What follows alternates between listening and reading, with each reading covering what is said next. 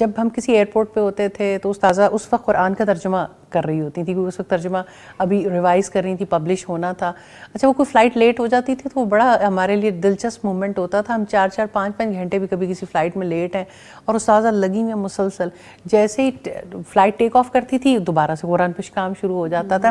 اور بلکہ میں یہ اپرچونٹی جانتے ہوئے استاذہ یہ چاہوں گی بھی، الحمدللہ بہت سارے ایڈیشن آپ نے ترجمہ قرآن کیا، لفظی بھی کیا، با محاورہ بھی کیا، اس کے بہت ایڈیشنز اب تک آ چکے.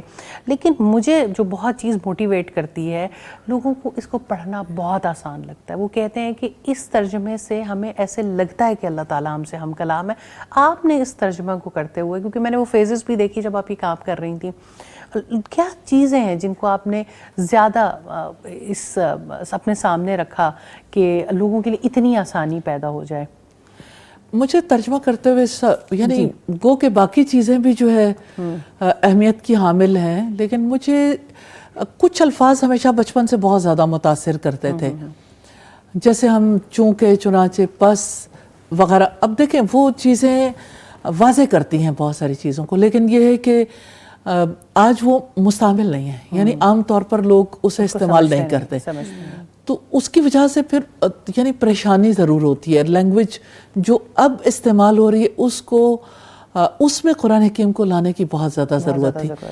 مجھے جو ذاتی طور پر فیل ہوتا ہے، مجھے اللہ سبحانہ تعالیٰ کی صفات کے حوالے سے ہمیشہ تلاش رہتی تھی کہ اس صفت کا یہ مطلب اتنا لیمیٹڈ کیسے ہو سکتا ہے. پھر ٹرمینالوجی کے حوالے سے، جیسے تقویٰ کا مطلب پرہیزگاری ہے یا اللہ سے ڈرنا، اس میں کوئی شک نہیں یہ ہے.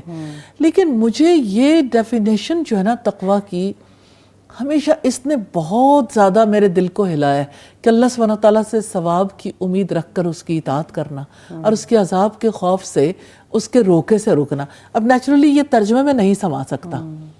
اب ان تمام چیزوں کو ترجمے میں لانے کے لیے جو آپ ریویژن کی بات کر رہے ہیں، تو اس میں ہر ایک چیز کو قریب لانے کے لیے، سٹینڈرڈائز کرنے کے لیے زیادہ محنت تھی کہ کوئی ایسی چیز ہو جس کی وجہ سے کسی کے ذہن میں کوئی نہ کوئی نقطہ رہ جائے.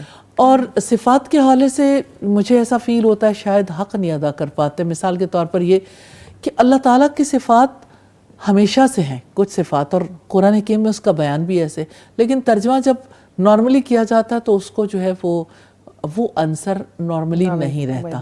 یا ترجمہ کرتے ہوئے وہ یعنی صفت کا ترجمہ ہے نا، تو اس میں یعنی بھرپور طریقے سے وہ چیز نہیں آ پاتی. میں یہ نہیں کہتی کہ مجھے یعنی میں نے کوئی خاص کام کیا ہے، لیکن حق ادا کرنے کی کوشش کی ہے. لیکن مجھے ایسا فیل ہوتا ہے کہ مجھے جو تکلیف تھی نا سمجھنے میں خود کو، اس کو پیش نظر اور جو ارد گرد والوں کو دیکھتی تھی، ان تکلیفوں کو دور کرنے کے لیے ایک کوشش کی ہے.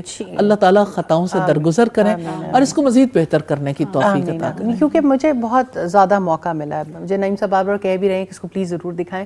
اس قرآن کے ترجمے کے لیے جتنا لوگوں نے ہمیں انسسٹ کیا ہے کہ اس کو ضرور لائیں، ہمیں لگتا ہے اللہ تعالیٰ ہم سے بات کرتے ہیں، اس کو ہمیں سمجھنا بہت آسان ہوتا ہے. اللہ تعالیٰ آپ کی اس کوشش کاوش کو قبول کرے.